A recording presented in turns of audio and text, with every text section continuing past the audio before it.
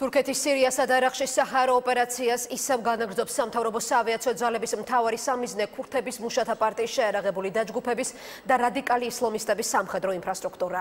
თუმცა პროქურთული პარტიები სამხედრო ოპერაციის დაწყების ოფიციალურ მიზეზს არ ეთანხმებიან. თურქეთის მიერ დაწყებული საჰარა ოპერაციას უპასუხოდ არც ქურთების სამხედრო შენაერთები ტოვებენ. ბოლო დღეების განმავლობაში ადგილზე უკვე რამდენიმე თავდასხმა დაფიქსირდა. საერთაშორისო საზოგადოება მხარებს საკითხის მშვიდობიან ეგზით მოგვარებისკენ მოუწოდებს.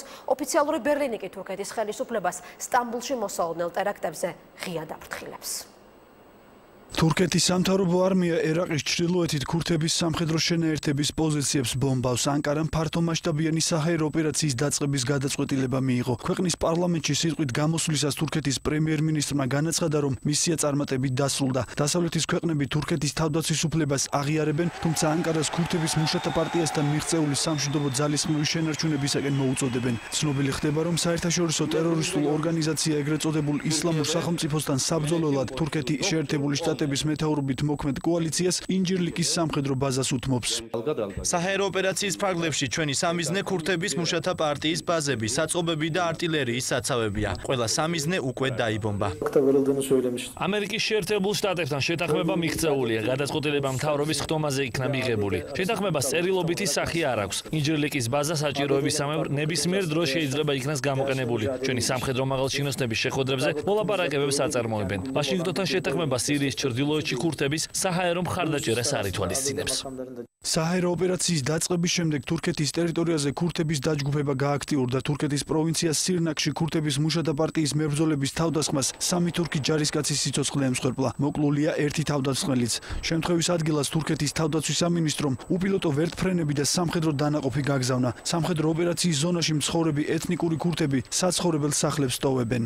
თურქეთის პროქურთული ოპოზიციური პარტია სახალხო დემოკრატიული პარტიის ლიდერი ფიქრობს, რომ სირიასა და ერაყში დაწყებული საჰაერო ოპერაცია ქურთების ტერიტორიული გაერთიანების წინააღმდეგაა მიმართული და არა ისლამურ სახელმწიფოსთან საბრძოლველად. ვისურვებდი, რომ თურქეთი ისლამურ სახელმწიფოსთან მებრძოლ ჯგუფებს ეხმარებოდეს, მაგრამ ამას ვერ ვხედავთ. ორივე მხარეს ძალადობის დასრულებისკენ მოუწოდებთ. თურქეთის პრემიერ-მინისტრი ქურთების მუშათა პარტიისგან იარაღის დაყრას და დანებებას ითხოვს. თუმცა კარგად იცის, რომ ეს მიუღწეველია. დავით ოღლუს მიზანია ქურთების მუშათა პარტიის იარაღის საფასური სახალხო დემოკრატიულმა პარტიამ გადაიხადოს. პასუხისმგებლობა პარლამენტმა უნდა აიღოს და ამას ქურთების მოძრაობაც პოზიტიურად უპასუხებს. თურქეთის მიერ დაწყებულ საჰაერო ოპერაციაზე კომენტარი გაეროს გენერალურმა მდივანმაც გააკეთა.